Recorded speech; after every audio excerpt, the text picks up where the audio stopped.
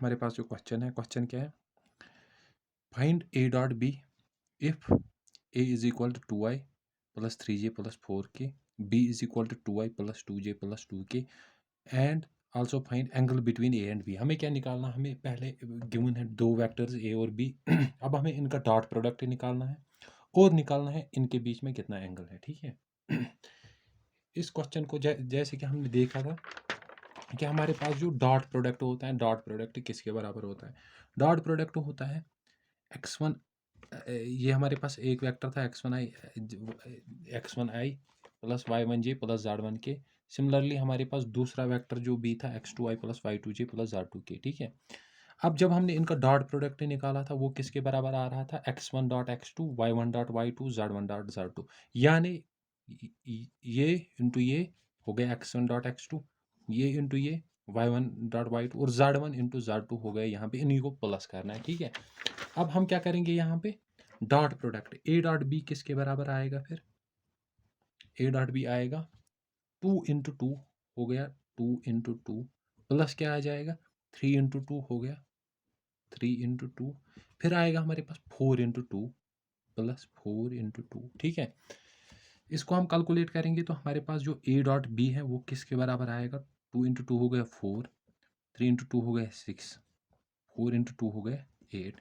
ए dot B हमारे पास कितना आया, आया हमारे पास 18। ठीक है, यही था हमारा dot product. Dot product in दोनों का वेक्टर, इन दो वेक्टर्स का निकालना था, वो हमने उस वाली फार्मूला से निकाला। क्या थी हमारे पास formula, A dot B x1 x2 plus y1 y2 plus z1 z2। ठीक है, वैसे ही हमने यहाँ पे किया 2 into 2 plus 3 into 2 plus 4 into 2, simple सा था।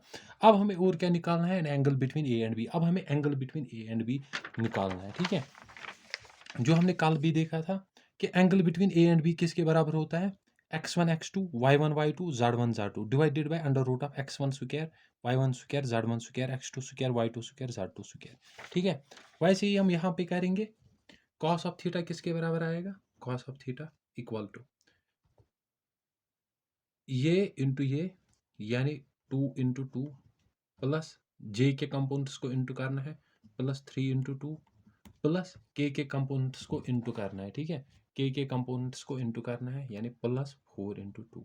ठीक है, डिवाइडेड बाई क्या आएगा, अंडर रूट ऑफ जो हमारा a है इसका मैग्नीट्यूड हमें निकालना है। मैग्नीट्यूड हमारे पास कैसे आता है, 2 square plus 3 square plus 4 square. ठीक है, और क्या आएगा, अंडर रूट ऑफ इसका मैग्नीट्यूड निकालना है, b का मैग्नीट्यूड, यानी 2 square plus 2 square plus 2 square. ठीक है, जब हम इसको कैलकुलेट करेंगे तो ये हमारे पास क्या आएगा, 2 इंटू हो गया, फिर से ये आएगा यहाँ पे 18 डिवाइडेड बाई क्या आएगा, अंडर रूट ऑफ 2 इंटू 2 हो गया, 2 स्क्वायर हो गया 4 प्लस 3 स्क्वायर हो गया 9, 4 स्क्वायर हो गया 16। ठीक है, ओके, यहाँ से क्या आएगा 4 प्लस 4 प्लस 4। ठीक है, अब हम इसको कैलकुलेट करेंगे, हमारे पास क्या आएगा 4 प्लस 9 प्लस 16 आया हमारे पास यहाँ से 29, यानी cos थीटा किसके बराबर आएगा 18 divided by under root of 29। यहाँ से क्या आएगा 4 इंटू 4 प्लस हो गया अंडर रूट 12। ठीक है, यानी cos ऑफ थीटा हमारे पास क्या आया, cos ऑफ थीटा आया 18 divided by under root of 29 into 12।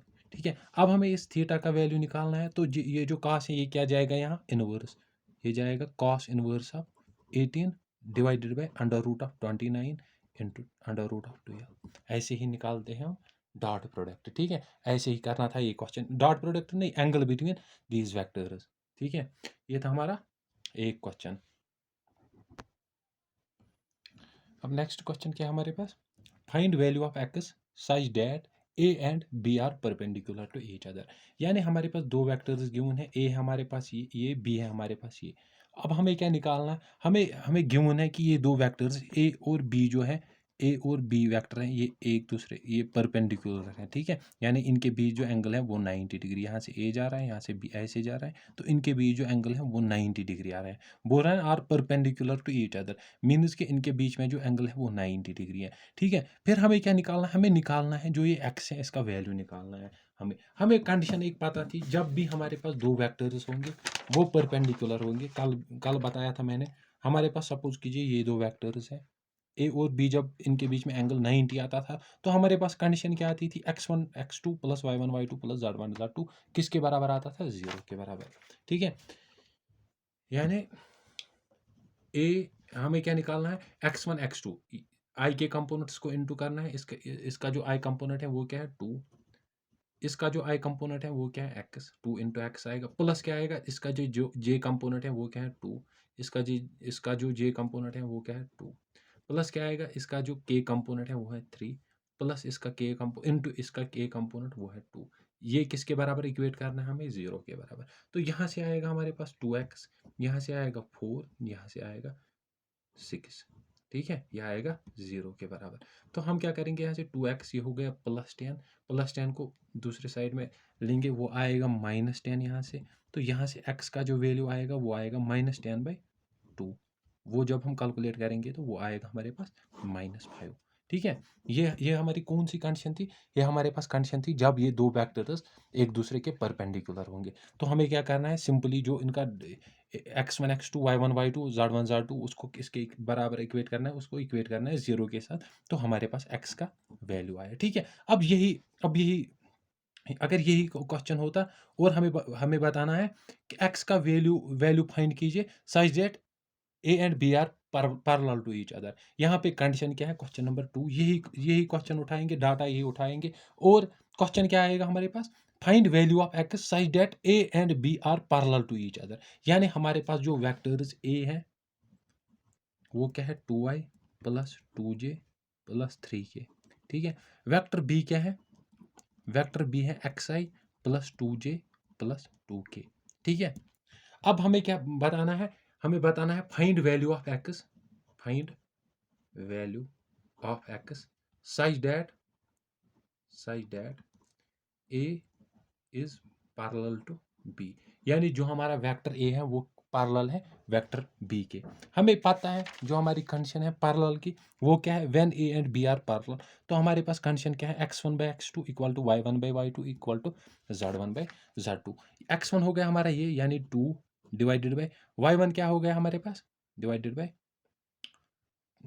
यहाँ से आप लीजिए, इसको 2 लेते हैं, इसको 2 लेते हैं, ये लेते हैं हम यहाँ पे 2k।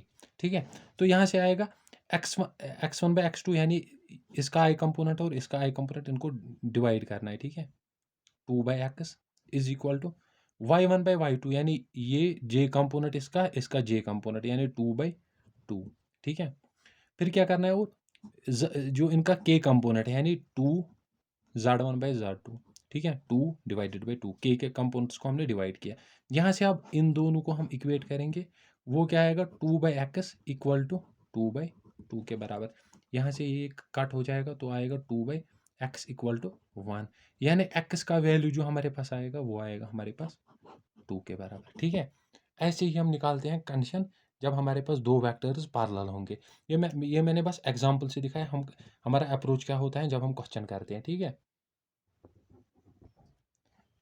नेक्स्ट क्वेश्चन क्या है हमारा, if a dot b is equal to magnitude of a into magnitude of b, magnitude of a into magnitude of b, find angle between a and b, find angle between a and b vector. हमें given क्या है, a dot b है बराबर किसके, magnitude of a into magnitude of b। हमें निकालना है angle between a and b, यानी गिवन है हमारे पास। हम इस क्वेश्चन को कैसे करेंगे, हमें पता है a डॉट b गिवन है, हमें क्या, magnitude of a into magnitude of b के बराबर। ठीक है, अब हमें क्या निकालना है, अब हमें angle between A and B निकालना है। तो हम क्या करेंगे, हमें पता है जो ये ए डॉट बी होता है ये किसके बराबर होता है, हमें पता है ये होता है magnitude of A into magnitude of B into cos of theta.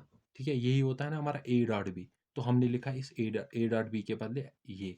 अब ये तो ये ऐसे ही रहेगा, यहाँ से आएगा मैग्नीट्यूड ऑफ ए, यहाँ से आएगा मैग्नीट्यूड ऑफ बी। ठीक है, अब यहाँ से हम क्या कर सकते हैं, कॉस थीटा को यहीं पे रखेंगे, यहाँ आएगा magnitude A magnitude B divided by क्या आएगा, ये मैग्नीट्यूड ए मैग्नीट्यूड बी। ठीक है, यहाँ से ये कट हो गया और ये कट हो गया, यहाँ से कॉस ऑफ थीटा हमारा किसके बराबर आया, 1 के बराबर। ठीक है, अब हम क्या करेंगे, थीटा ऐसे ही रखेंगे, कॉस को शिफ्ट करेंगे इस साइड में, यहाँ से आएगा कॉस इनवर्स ऑफ 1।